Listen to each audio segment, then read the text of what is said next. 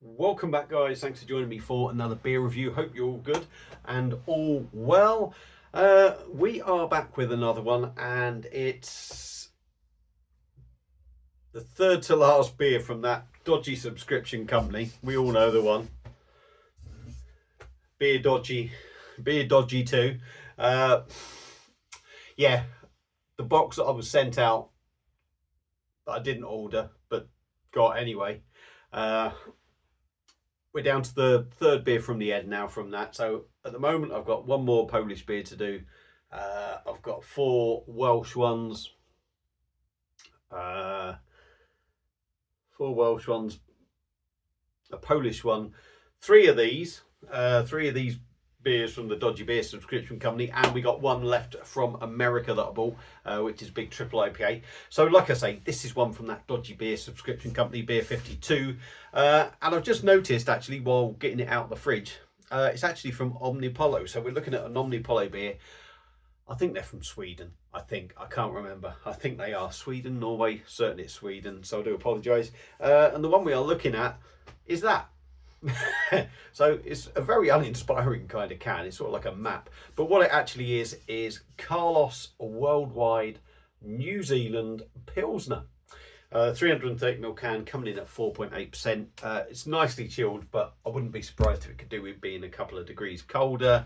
I don't have an Omnipollo glass.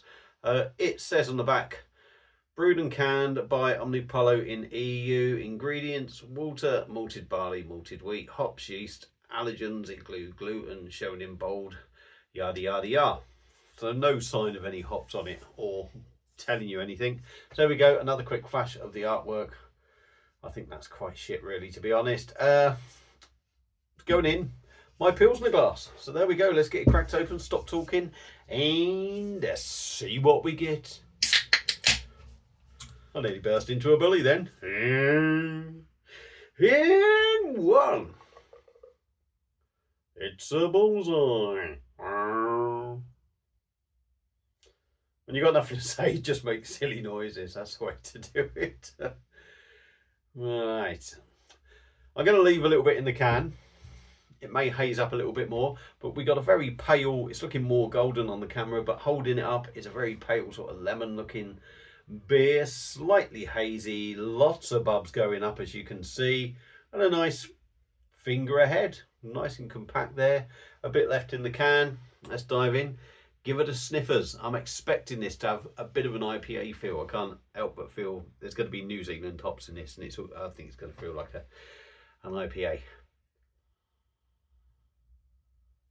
Yeah, and it's got that sort of, how can I put it, IPA, session IPA sort of feel on the nose with the hops. Lemon. Possibly, there's lemon, a slight sweetness to it. A little bit of a sort of IPA sort of aroma to it. I'm not going to say full on IPA, but that IPA hop sort of thing going on. Interesting. There's sort of like a warm feeling on the aroma. Sounds odd, I know, yeah. Anyway, let's stop sniffing. It does smell all right, it's got to be said. Apart from that lemon sort of thing, I can't really say I'm getting a big sort of Pilsner presence, but at the same time, I'm not getting a massive sort of IPA feel to it, though there is that there. Let's stop talking. Beer in a glass, let's have a tasters. Cheers.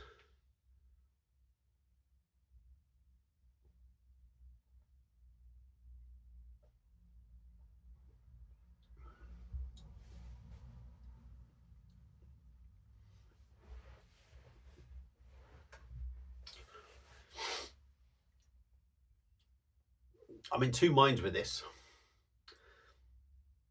First impression, I don't think it's a bad beer, but it has that feel of an IPA a little bit, if I'm honest, and that's a little bit too much to make me like it, if you know what I mean. But let's go in again. It's going to be hard work, this 330ml can for a beer that's sort of pickling me a little bit.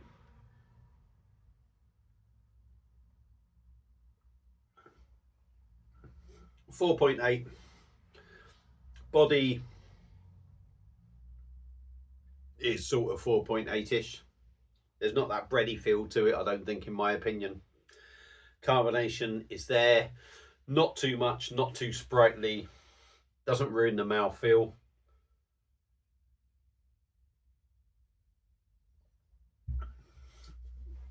Actually quite good for the flavours, I'd say, that carbonation. Quite smooth. Easy drinking.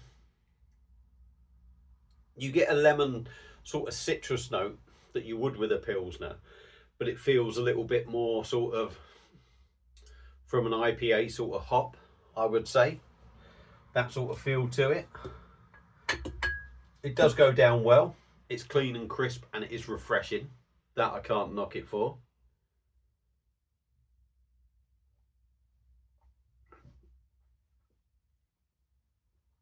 And it is quite nice. Is it growing on me? I think it is, because I feel I'm starting to get a malty note coming through on it, which is giving the beer a little bit more of something about it, if you know what I mean. It's got a nice little sort of, leaves you with a little bit of finish on the back end, which you'd expect from a Pilsner, and that's the carbonation for me. It, like I said, it's sprightly, it's pushing flavours around, it's exploding, it's giving that little sort of bitter bite on the end.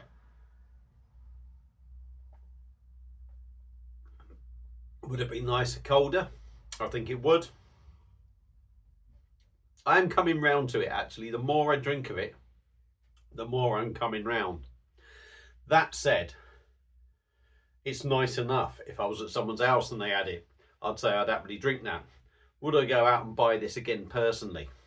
No, because there's better Pilsners out there, in my opinion. This is sort of like a typical sort of beer 52 sort of beer.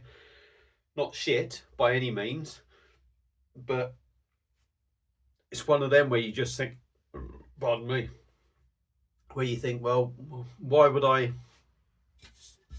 pay £3.50 for that in a small can, when there's better Pilsners out there, even in the supermarkets, or even if you bought online, you could buy a big 500ml bottle of German Pilsner for pretty much the same price, if not less. So yeah, I mean, that I'm going to end it there, really. I mean, 4.8%. It drinks well for that. You don't really get it. It's a nice enough beer. But like I say, it's not something you're going to rush out and buy lots of, especially at the price it is with beer 52. And I wouldn't be surprised if it's probably just brewed for them or something, but I could be totally wrong. So for me, Carlos Worldwide New Zealand Pilsner, nice enough drop, no world beater. Is it worth the $3.50? Nice beer, but not worth the $3.50. Would I buy it again? No, I would buy a German Pilsner instead. And that's where I'm going to end it there. So thank you all for watching. If you've had this beer before, let me know your thoughts on it. Hope you've enjoyed the review. Let's put that in the bin. And I'll see you again soon on another one. Cheers.